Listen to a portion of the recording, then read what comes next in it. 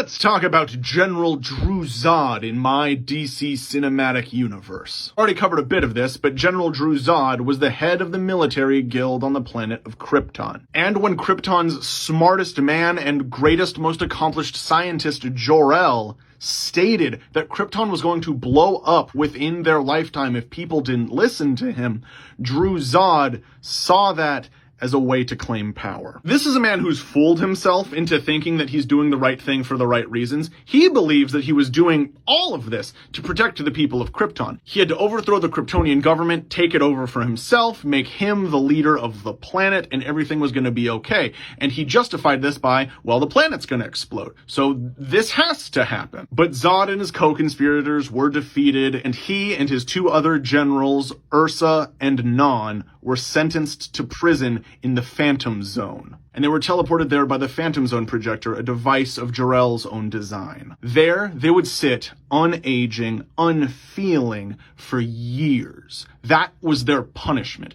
But it was only supposed to be 5 years before they were brought back into the corporeal universe and then thrown into regular prison with possibility of parole. But unfortunately, that's not what happens. The planet Krypton exploded. Jor-El was right. And then, over 30 years later, Kara Zor-El, the daughter of Zor-El, the cousin of Kal-El, crashes onto Earth. Her ship was powered by a phantom drive, an engine that propels itself against the Phantom Zone, an engine that, now that it's in the hands of Kal-El, can be retrofitted into a Phantom Zone projector. Guided by the AI of Jor-El that runs the Fortress of Solitude, Superman builds a Phantom Zone projector, and he finds out there are 3 more Kryptonians inside it. The Jor-El AI warns Superman about letting out Dru, Ursa, and Non, says it's not a good idea, especially on Earth where they can get so much power. And sadly, Superman agrees with the AI of his father. He decides to hold off and not let them out just yet, not until he can figure out a way to contain them to see if they truly have rehabilitated. Unfortunately, Kara Zor-El doesn't see it this way. Kara had just lost her entire family, her entire planet, all of her history, culture, civilization,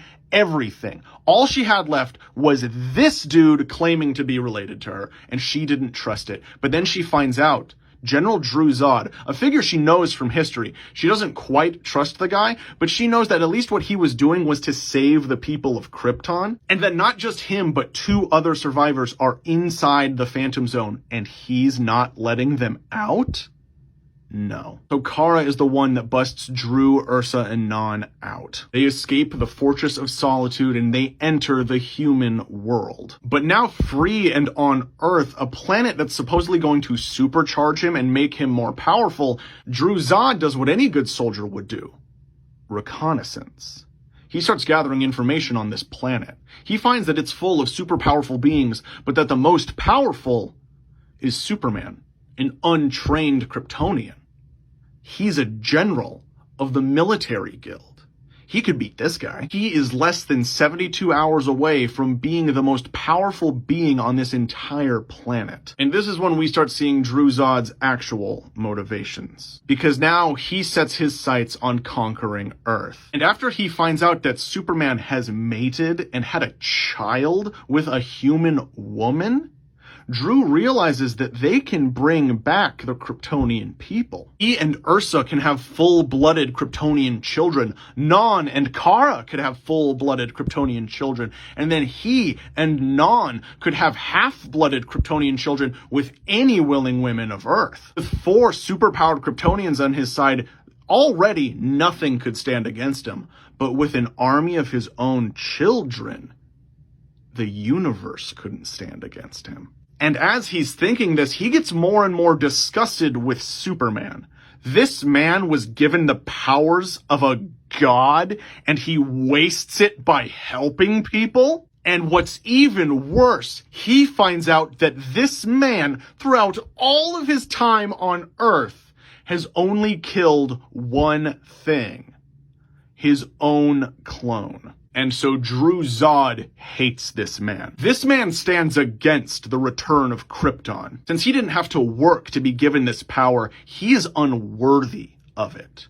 but Dru has worked for all of the power he's ever been given. So he knows what's right for the universe. He has to kill Superman and save his hybrid son from this horrible father. Yeah, motherfuckers, in my DC Cinematic Universe, Zod kidnaps the baby John.